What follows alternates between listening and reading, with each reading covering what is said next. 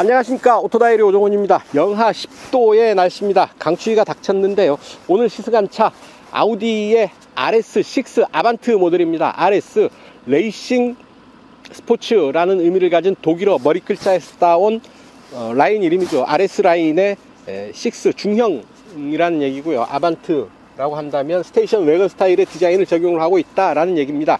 그러니까 A6를 기반으로 만든 초고성능 아반트 모델이라고 이해를 하시면 될 텐데요. 아우디의 스포츠 모델, 고성능 모델이라고 하면 S라인이 있죠. S라인보다 RS라인이 한 단계 더 윗급이라고 보시면 되겠습니다. 초고성능 모델이라고 말씀을 드리면 어떨지요. 자, 엔진룸에는 V8 4.0 가솔린 터보 엔진이 들어가 있는데요, 무려 600마력의 힘을 내고요, 그 힘을 8단 자동 변속기가 조율을 하면서 제로백 타임, 그러니까 3.6초 만에 시속 100km를 주파하는 어마어마한 고성능 만나볼 수가 있겠습니다. 아우디의 특징, 이거 없으면 아우디가 아니죠. 콰트로 기계식 사륜구동 시스템 콰트로 적용하고 있고요. 좀 더 고급스럽지만 스포티한 강인한 성능을 느낄 수 있는 익스테리어, 인테리어 여러 요소들을 간직하고 있고, 여러가지 주행 및 안전 편의 장비들 또한 적용되어 있습니다. 판매 가격 1억 6천만원에서 10만원이 빠지는 1억 5,990만원에 책정되어 있는데요, 과연 어떤 느낌을 받게 될지 직접 시승을 통해서 그 느낌 여러분들과 공유를 해볼까 합니다. 오늘도 여러분들 좋아요, 구독하기 잊지 마시고요, 저와 함께 하시죠.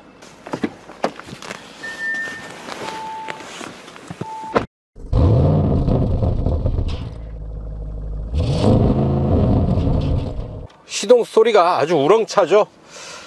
자, 운전석 살펴보도록 하겠습니다. 자, 가죽 시트에 RS 마크가 딱 새겨져 있죠. 검정 가죽에 빨간 스티치를 넣어 놓았고요, 안전띠도 검정색의 빨간 라인으로 포인트를 주고 있죠. 자, 운전석에 앉아 모두 3개의 모니터를 마주하게 되는데요, 계기판은 12.3인치, 센터페이시아 인포메이션 모니터는 10.1인치, 그 아래에는 또 하나의 모니터는 8.1인치 모니터가 됩니다. 그리고 센터페이시아 위아래로 있는 이 부분은 터치 스크린으로 간편하게 조작을 할 수가 있고요, 터치할 때 햅틱 반응이 일어나면서 작동 여부를 확인을 할 수가 있겠습니다. 자, 스티어링 휠 먼저 보실까요? 스티어링 휠, 자, 하나, 둘, 2.25회전 정도 합니다. D컷이고요, 스웨이드 가죽으로 마감을 해서 손에 밀착감이 아주 좋습니다. 되게 레이싱 카의 스티어링 휠이 이런 스웨이드 가죽으로 만들어진 경우들이 많죠. 스티어링 휠 왼편에는 시프트 다운, 오른쪽에는 시프트 업을 할 수 있는 패들 시프트가 들어와 있고요. 자, 계기판에 올라오는 정보들을 이렇게 선택을 해서 볼 수가 있죠.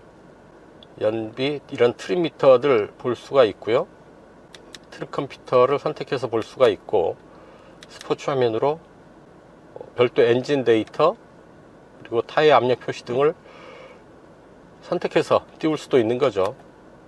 랩타임도 가능합니다. 서킷에 올라가서 랩타임 체크할 수가 있고요. 또한 재밌는 것, 가속 측정이 되죠. 0-100, 0-200 가속 성능을 측정을 할 수도 있겠습니다. 잠시 후에 0-100 타임 측정할 때 이 부분 이용해 보도록 하죠. 그리고 계기판은 이렇게 보는 형태를 달리할 수도 있고요. 자, 스티어링 오른쪽에는 RS 모드가 눈에 띄네요. 초고성능의 성능을 제대로 느낄 수 있는 RS 모드를 버튼 한 번으로 활성화시킬 수가 있겠습니다. 또한 드라이브 셀렉트를 통해서 효율, 승차감, 자동, 다이내믹 선택을 할 수가 있죠. 그리고 오른쪽에 보면 RS1, RS2 두 개의 모드가 더해져 있고요, 세팅 값을 바꿀 수가 있습니다. 주행은 효율적으로 할 건지 스포츠로 할 건지, 서스펜션, 스티어링, 엔진 사운드, 스포츠, 디퍼렌셜, 콰트로 이런 부분들을 일일이 선택을 할 수가 있죠. 그러면 저 같으면 RS1은 최강 모드로, RS2는 좀 약한 모드, 소프트한 모드로 선택을 해보면 어떨까 싶습니다. 주행은 효율, 서스펜션 승차감, 스티어링은 승차감, 엔진 사운드 정수, 스포츠 디퍼런셜 쿼트로 역시 승차감 위주로 세팅을 하면 극명하게 다른 주행 모드를 버튼 하나로 이렇게 선택을 할 수가 있죠. RS1은 최강 모드, RS2는 조금 약한 모드, 이렇게 선택을 할 수가 있겠습니다. RS 모니터가 있는데요, 브레이크 로터, 변속 코일, 스포츠 디퍼런셜 각 부분의 온도를 이렇게 컬러로 표시해 주고 있습니다. 이거를 보고 과열을 판단해라 라는 얘기겠죠. 가속도계 G포스를 이렇게 또 보여주고요, 타이어 압력도 볼 수가 있는데 시속 25km부터 측정할 수가 있다고 안내가 나옵니다. 이 안에 아우디 MMI 시스템이 들어와 있는 거죠. 라디오, 미디어, 전화, 내비게이션, 전화 앱 같은 경우에는 안드로이드 오토를 이용을 할 수가 있습니다. 이 안에 들어와 있는 C타입 포트에 C2C로 이렇게 연결을 하면 안드로이드 오토를 이용을 할 수가 있는 거죠. 그러니까 제 스마트폰에 있는 T맵을 이용을 할 수가 있는 거고요. 스마트폰에 있는 기능들을 바로 이용을 할 수가 있겠다라는 얘기고요. 운전자 지원 시스템, 개별 설정을 하면 어떤 것들이 들어와 있는지 알 수가 있겠죠. 거리 경고, 아우디 프리센스, 사이드 어시스트, 교차로 보조, 하차 경고, 휴식 권장 등의 주행 보조 시스템 들어와 있습니다. 모두 작동하도록 최대를 설정하는 게 낫지 않을까 싶습니다. 모니터를 이렇게 끌 수도 있죠.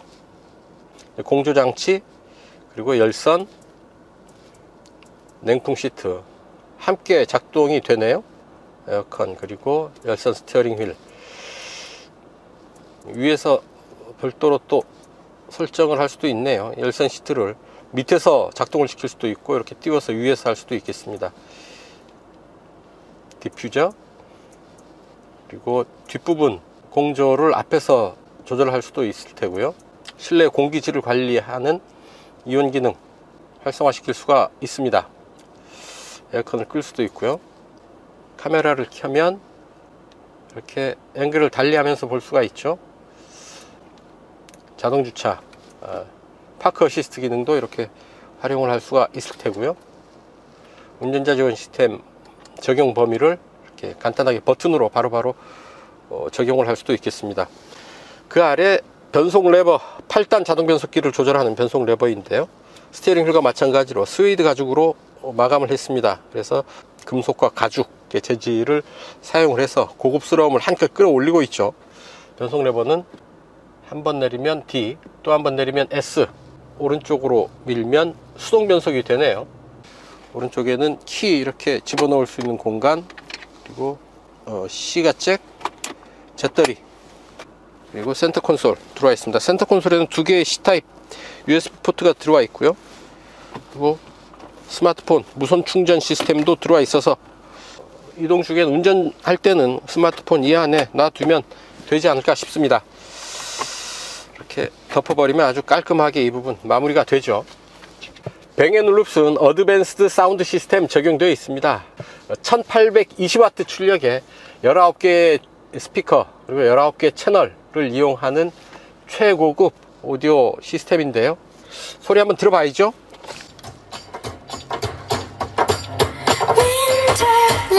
Tell me all your secrets. Fill me in on your wildest moments. Color trees, your yellow leaves move me. Dancing roots, your painted red shakes the room.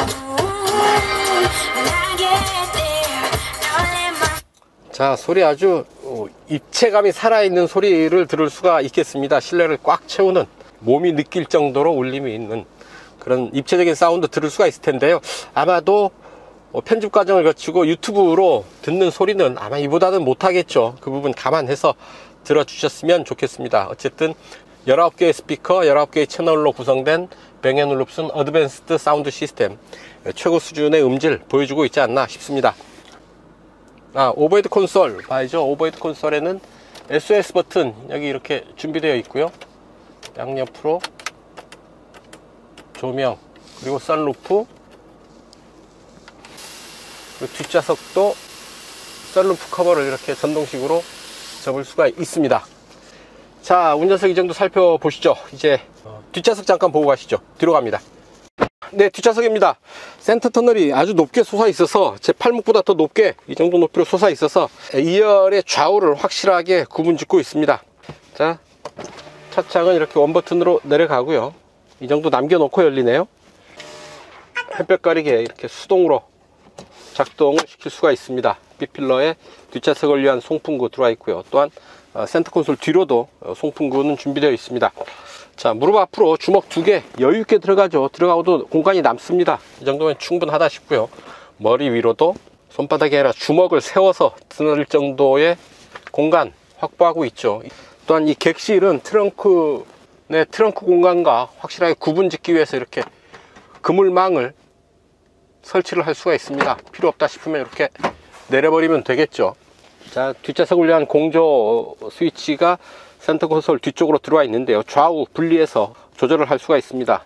3단계로 조절할 수 있는 열선 시트도 들어와 있고요. 풍량도, 온도도 각각 조절을 할 수가 있습니다. 그 밑에 C타입 USB 포트가 2개가 들어와 있네요. 그 옆에 12V 전원구 마련되어 있습니다. 자, 뒷좌석은 이렇게 접을 수가 있는데요. 가운데 좌석만 접을 수도 있습니다. 스키스루 공간으로 활용을 할 수가 있겠죠. 그리고 암레스트 이렇게 내리면 왜 안 닫혀? 아주 뭐 작은 메모장 정도 넣어 놓을 수 있는 수납 공간이 있고요. 2개의 컵홀더 있습니다. 이렇게 터치 방식으로 룸램프를 켜고 끌 수가 있네요. 네, 아반트 외건이죠. 트렁크 공간이 제법 중요한 차입니다. 트렁크 열어보면 이런 정도 공간 마주할 수가 있겠는데요. 기본 565리터의 적재 공간은 뒷좌석을 접으면 최대 1680리터까지 확장이 됩니다. 밑으로 수납 공간이라고 할 수 있을까요? 어쨌든 트렁크 바닥 밑으로도 이런 정도의 공간 준비되어 있고요. 양옆으로 이렇게 레일 해서 이렇게 짐들을 고정할 수 있는 고리들 4개를 설치를 해 놓고 있죠. 이 부분은 또 이렇게 해서 이동을 할 수도 있고요. 트렁크 공간을 좀 더 실용적으로 사용할 수가 있게 마련하고 있습니다. 이 부분 레버를 제끼면 시트가 저렇게 넘어가고요. 이 부분도 제끼면 이 시트, 2열 시트를 이렇게 접어서 적재 공간을 좀 더 확장할 수가 있겠습니다. 자유로 본선에 올랐습니다. 노면이 살짝 얼었나요? 풀가속을 했더니 미끌미끌합니다. 그도 그럴 것이 최고 출력 600마력의 힘을 순간적으로 발휘하니까요. 잠깐 균형을 잃고 미끌거리는 그런 반응 만나볼 수 있었습니다. 자, 출발할 때는 안전띠가 몸을 지그시 당겨줬다가 풀면서 자리를 잡는데요.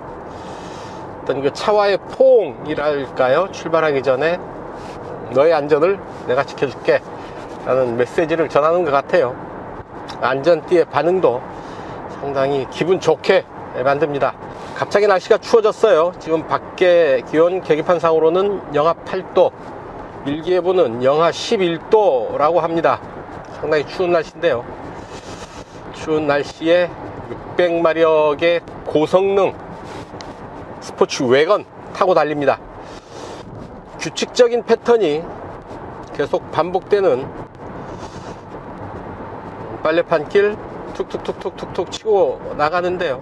엉덩이를 통해서 노면의 그런 거친 느낌이 전달됩니다. 하지만 차체가 흔들린다 라는 느낌보다는 차체는 수평을 유지하는 가운데 타이어만 위아래로 떨면서 어떤 노면의 거친 노면의 진동을 전달해주는 그런 느낌입니다. 자, 잠깐 시속 100에서 RPM 잠깐 체크해보죠. 8단 자동 변속기를 적용을 하고 있죠. 8단 1500 7 6 5 4 3 2 2단으로는 떨어지지 않고요. 8단 1500에서 3단 4800 구간에서 시속 100km를 커버하고 있습니다. 서스펜션이 아주 단단한데요. 지금 노면을 그대로 스캔하다시피 지나고 있는 게 아닌가 싶을 정도로 노면의 상태가 타이어와 서스펜션 그리고 시트를 통해서 몸에, 운전자의 몸에 거의 그대로 전달이 되고 있지 싶은데요.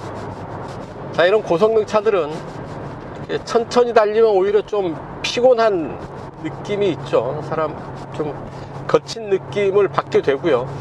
오히려 고속으로 질주할 때 차가 좀 더 단단해지고 안정된 느낌을 받게 됩니다. 자, V8 엔진입니다.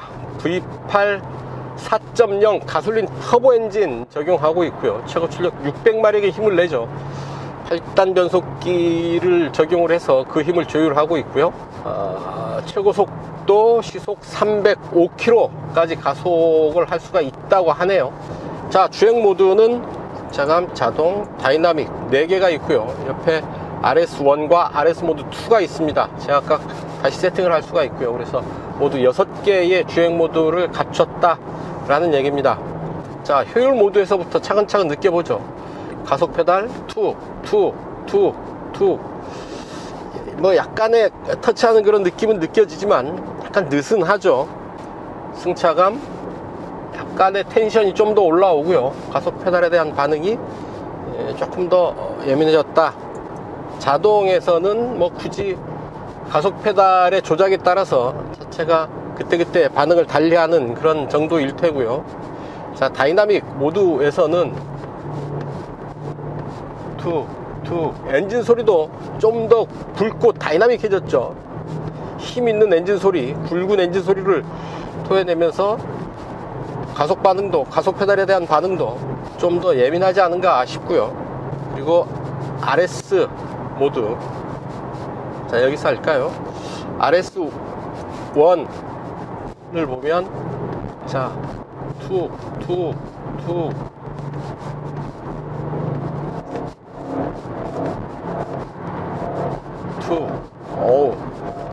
아주 예민한 그런 가속 반응 보여주고 있습니다. 그리고 RS2, 자, 아주 가속 페달에 대한 반응이 아주 예민하죠. 거의 1대1 가속 페달과 시트가 바로 막대기로 연결되어 있는 듯한 그런 가속감 몸으로 느끼게 됩니다. 상당히 강한 텐션을 유지를 하면서 움직이는데, 이제 쿼트로, 아우디의 기계식 풀타임 사륜구동 시스템 적용하고 있죠. 아우디의 쿼트로는 늘 상시 사륜구동 방식입니다. 동력의 배분이 앞뒤 100대 빵이 되지 않습니다. 앞뒤 어느 쪽이든 최소한의 구동력을 확보하는 그런 기계식 사륜구동 시스템 적용하고 있다라는 얘기고요. 자, 잠깐 속도를 좀 올려봅니다. 킥다운 버튼이 있네요. 쭉 가속 페달을 밟으면 뭐 순식간에 극한적인 고속에 올라서네요. 차체가 낮고요. 사륜구동 시스템을 적용을 하고 있어서 한계 속도가 좀 더 높지 않나 하는 생각을 하게 됩니다. 또한 거기에 대한 운전자의 심리적인 리듬, 실제적으로도 차체가 좀 더 거칠게 반응할 수 있는 이런 고속 구간에서 노면의 굴곡을 따라서 차체의 흔들림이 좀 더 크고 증폭될 수 있는데, 오히려 더 단단한, 그래서 안정된 주행 질감을 보여주고 있어서 역시 고속주행을 하면서 지그시 미소 짓게 만드네요. 문제가 있다면 대한민국에 이렇게 마음 놓고 달릴 수 있는 도로가 없다라는 얘기죠. 이 차의 성능을 제대로 느껴보기를 원한다면 어쩔 수 없이 또 서킷을 찾을 수밖에 없겠다라는 얘기고요. 일반 공도상에서 이 차의 성능 40-50%나 제대로 느낄 수 있을지 모르겠습니다. 자, 이렇게 달리는데도 외부 소음이, 엔진 소리 말고는 외부 소음이 그렇게 많이 들어오는 것 같지는 않아요.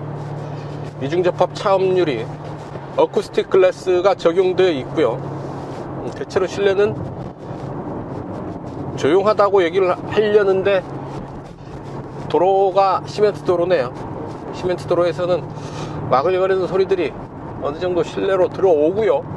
어쩔 수 없는 부분이죠. 자, 이제 아스팔트 도로에 올라서면 훨씬 더 조용한 수준을 유지를 하죠. 고성능 자동차 치고는 제법 조용한 실내를 확보한 게 아닌가 싶습니다. 시속 100에서 제동 한번 해보겠습니다.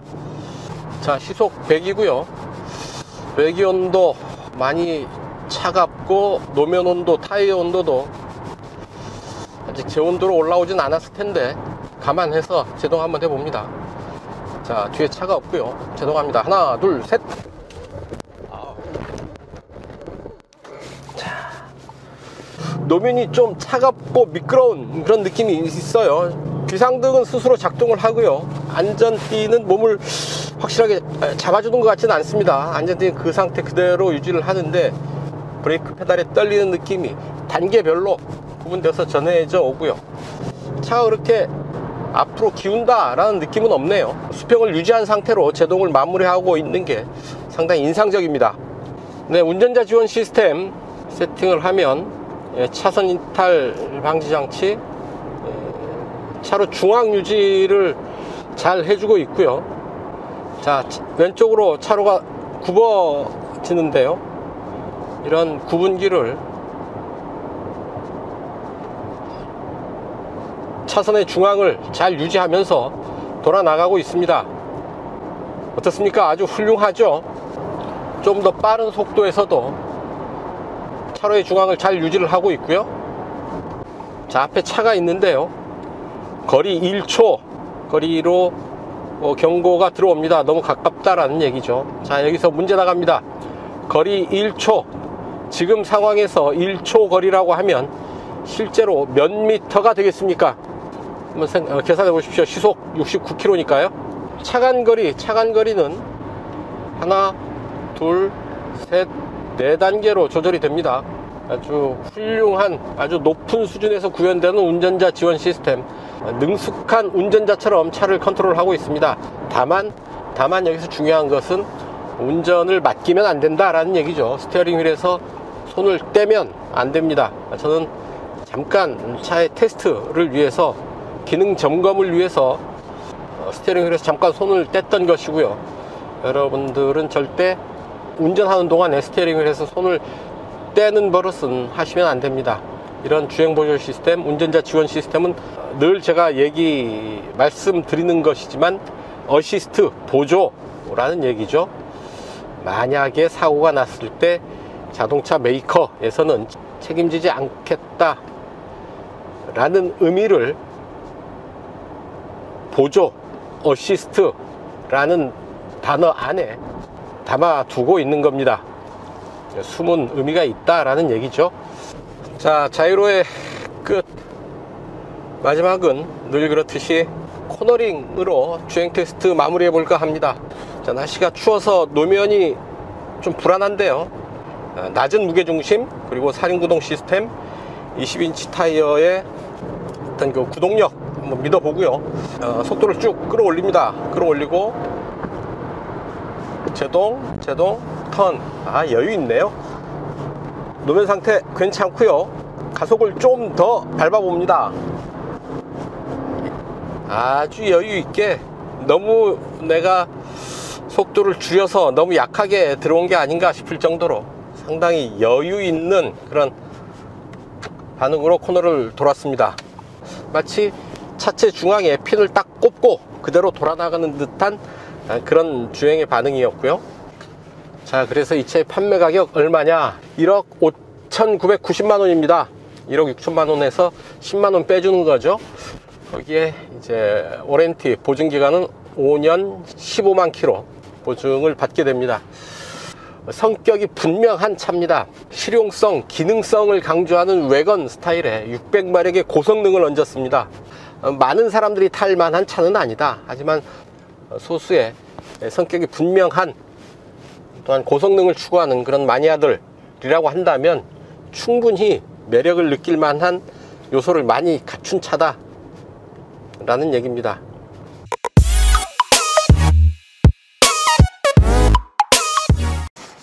네, 시속 100km 가속 시공과 거리 측정해 보겠습니다. GPS 계측기를 장착을 했고요. 주행 모드는 가장 강력하게 세팅된 RS 모드, RS1 모드의 변속 레버 스포츠로 세팅을 했습니다. 에어컨 끄고요. 자, 이 차 공차 중량 2215kg입니다. 600마력이니까요. 3.69kg 정도의 마력당 무게비 보이는데요. 메이커가 밝히는 이 차의 시속 100km 주파시간 3.6초라고 얘기합니다. 오늘 날씨가 많이 추워서요. 이곳 파주의 기온은 영하 12도입니다. 정상적인 날씨는 아니지만 그래도 체크를 해본다 라는 의미에서 시속 100km 측정을 해보도록 하겠습니다. 그리고 계기판에 보면 제로백 타임을 볼 수 있는 기능이 있을 텐데요. 가속 측정 하면 제로백, 실제로 계기판 상에서 제로백을 측정을 하는 거죠. 자, 갑니다. 하나, 둘, 셋.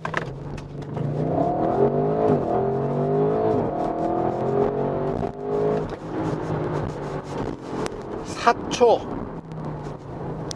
기록을 했네요. 노면이 얼어 있어서 아무래도 기록은 조금 더 걸리지 않았나 싶습니다. 자, 갑니다. 하나, 둘, 셋.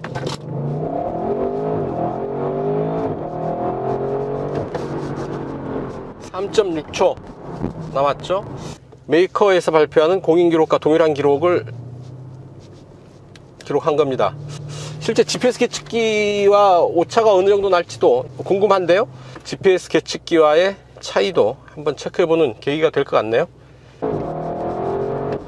3.6초. 계속 3.6초인데요. 아마 GPS 계측기는 조금 다르지 않을까 싶은데, 그러니까 네 바퀴의 타이어 온도가 나오네요. 앞에는 13도, 11도, 뒤에는 8도, 5도. 계속 3.6초로 찍히는데 믿을 만한 그런 기록인지 모르겠습니다. 셋.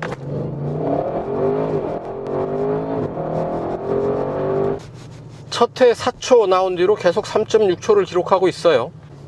가속하자마자 어마어마한 힘, 600마력의 최고 출력을 100% 끄집어내면서 달려나가는 것 확인을 할 수가 있었고요.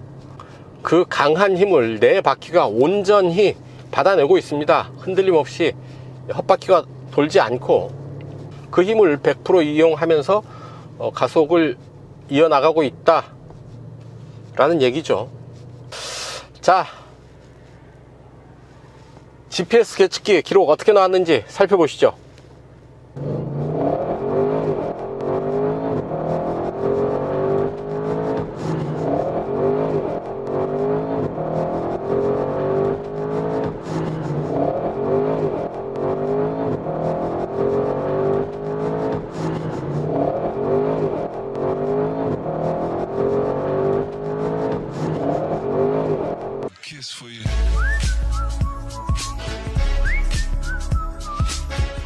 네, 연비 테스트 하겠습니다. 이곳 파주 해이르마을 출발해서 서울 지하철 2호선까지 약 55km 되는데요. 직접 달려가면서 이 차의 실주행 연비 측정해 보도록 하죠.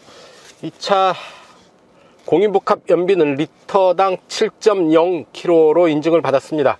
배기량의 고성능 그리고 무거운 차체 등을 감안하면 연비가 썩 좋지 않은 게 이해가 가기도 하지만은요, 최대한 경제 운전을 하면 혹시 두 자릿수 연비도 만들 수 있지 않을까 하는 기대를 가지고 연비 테스트 해봅니다. 48V 시스템 적용하고 있습니다. 아우디에서는 굳이 하이브리드라고 얘기를 했을 때 생길 수 있는 오해를 피하기 위해서 굳이 하이브리드라는 얘기를 하지 않고 있는 게 아닌가 하는 생각을 하게 되네요. 그래도 48V 시스템이 연비에는 어느 정도 긍정적인 영향을 미치지 않을까 하는 생각도 해봅니다.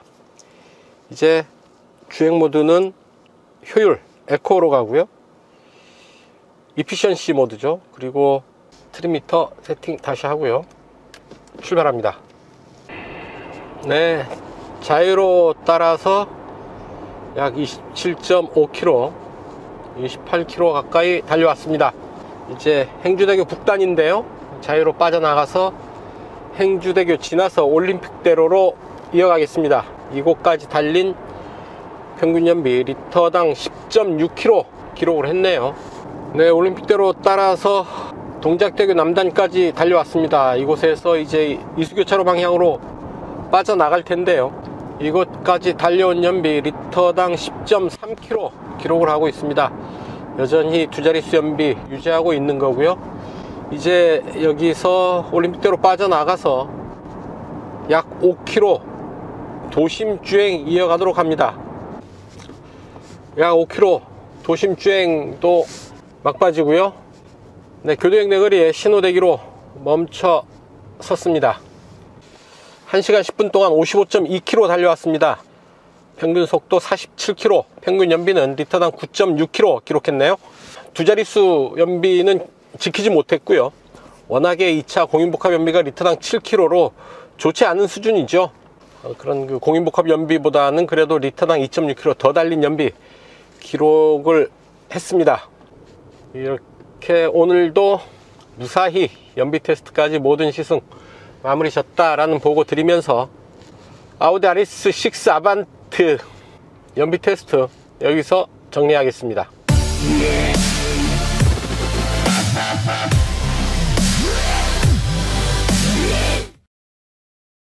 네, 단도직입입니다.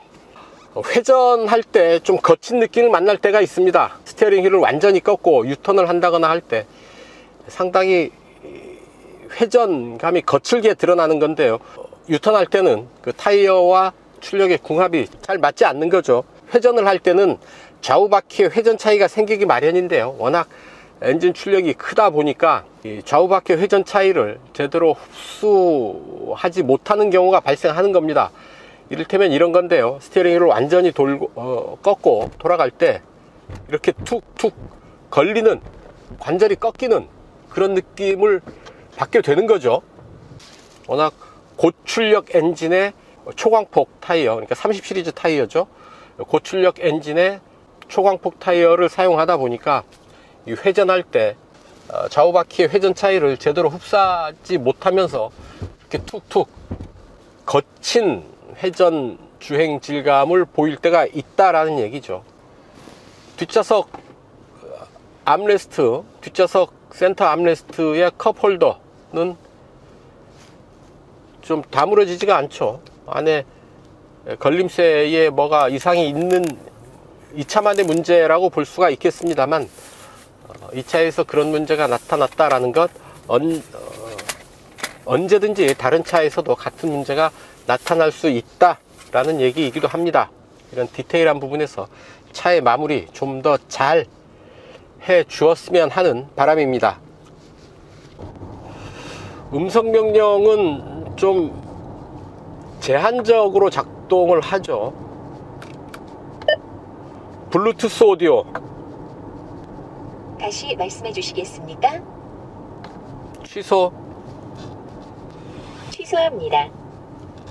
내비게이션 목적지 설정, 전화 이런 정도 이용을 할 수 있는 것 같은데요, 요즘 음성 명령 시스템이 아주 다양하게 기능을 확장하는 추세인 것과 비추어 본다면 아우디의 음성 명령 시스템은 좀 제한적이다 라는 생각이 듭니다. 기능을 좀 더 확장할 필요도 있겠습니다. 네, 지금까지 아우디 RS6 아반트 시승을 해봤습니다.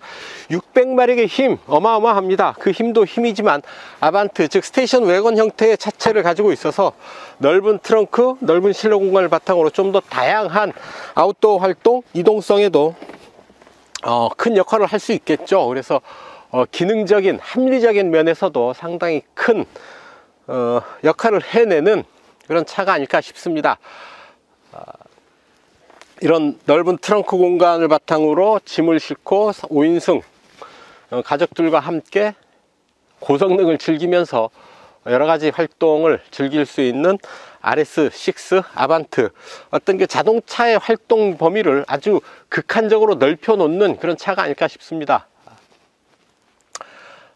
패밀리카로 사용을 할 수도 있고요. 아웃도어용으로도 충분히 사용을 할 수 있을 뿐만 아니라 600마력의 힘을 바탕으로 아주 다이나믹한 슈퍼카 뺨치는 성능을, 아니 600마력이라고 한다면 제로백 3.6초에 최고 출력 600마력이라고 한다면 슈퍼카가 부럽지 않죠. 슈퍼카 그 자체라고 해도 좋지 않을까 싶습니다. 그래서 기능적인 합리적인 부분까지 갖춘 고성능, 초고성능 스테이션 웨건이라는 점에서 이 차 상당히 성격이 분명한 고집이 있는 그런 모델이 아닐까 싶습니다.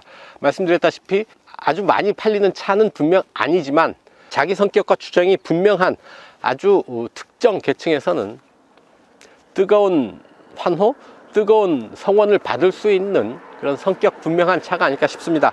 네, 오늘 시승 여기까지입니다. 지금까지 저는 오토다이어리 오종훈이었고요. 여러분들 좋아요, 구독하기 눌러주시면 저는 이만 물러가겠습니다. 시청해주셔서 감사합니다.